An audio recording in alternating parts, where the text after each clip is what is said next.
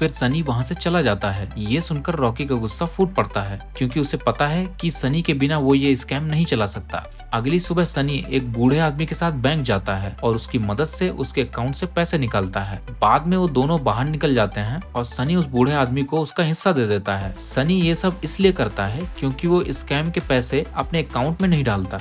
इसी दौरान कोई उसके इस लेन देन को चुपके से अपने फोन में रिकॉर्ड कर लेता है। इसके बाद डॉली साइबर क्राइम ऑफिस पहुंचती है। वहां उसकी मुलाकात एक लड़के से होती है जिसका नाम सौरभ होता है। डॉली उससे मदद मांगती है और कहती है कि उसे मदद चाहिए जमतारा गांव में क्राइम खत्म करने के लिए। सौरभ निराशा भरी आवाज में कहता है कि ऐसी बातों का कोई फायदा नहीं।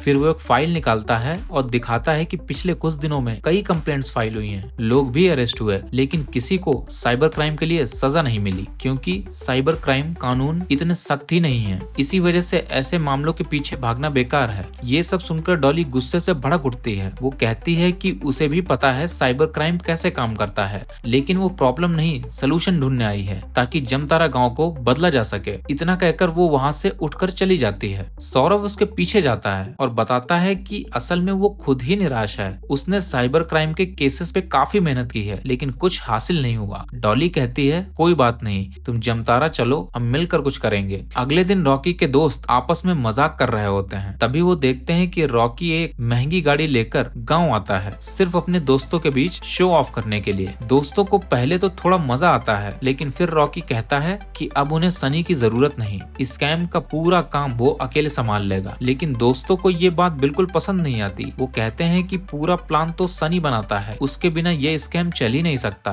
ये सुनकर सब दोस्त वहाँ से चले जाते हैं और रॉकी की गाड़ी का शो ऑफ सिर्फ कुछ ही पलों के लिए रहता है। रॉकी इससे काफी निराश और गुस्से में आ जाता है। तभी गुड़िया और सनी की शादी का दिन आ जाता है। गुड़िया की माँ एक बार फिर उसे रोकने की कोशिश करती है, कहती है कि अगर उसे शादी पसंद नहीं तो अभी भी सोच ले। गुड़िया साफ कह देती है कि वो सनी से सिर्फ पैसों के लिए शादी कर रही है ताकि वो इस घटिया गांव से निकलकर अपनी जिंदगी सुधार सके। इधर सनी बहुत खुश हो जाता है क्योंकि आज उसकी शादी है। तभी रॉकी भी उसकी शादी में आता है, सनी से मिलता है और फिर बिना कुछ बोले वहाँ से चला जाता है। इसके बाद वो उस बूढ़े आदमी की बेटी को किडनैप कर लेता है जिसने सनी को बैंक से पैसे निकालने में मदद की थी। वो आदमी मदद मांगने के लिए बिस्वा के पास दौड़ता हुआ पहुँचता है जो उस वक्त छुट्टी पर होता है। फिर भी बिस्वा तुरंत डॉली के पास जाता है और जानकारी देता है। डॉली को सब कुछ समझ आ जाता है। स्कैम का पूरा राज खुल जाता है। सनी ने स्कैम से जो पैसे लोगों से लिए वो अब उस बूढ़े आदमी के अकाउंट में जमा करवाए, फिर पैसे निकलवाकर उसे उसका हिस्सा दिया और पैसे ट्रेस होने से बच गए। अब जब सनी और गुड़िया की शादी हो रही होती है तभी पुलिस वहां पहुंचती है और सनी को गिरफ्तार कर लेती है। सनी और डॉली एक दूसरे की तरफ देखते रह जाते हैं, आंखों में सवाल और जवाब दोनों होते हैं। ये एपिसोड यहीं खत्म होता है। बाकी की कहानी देखिए नेक्स्ट एपिसोड में।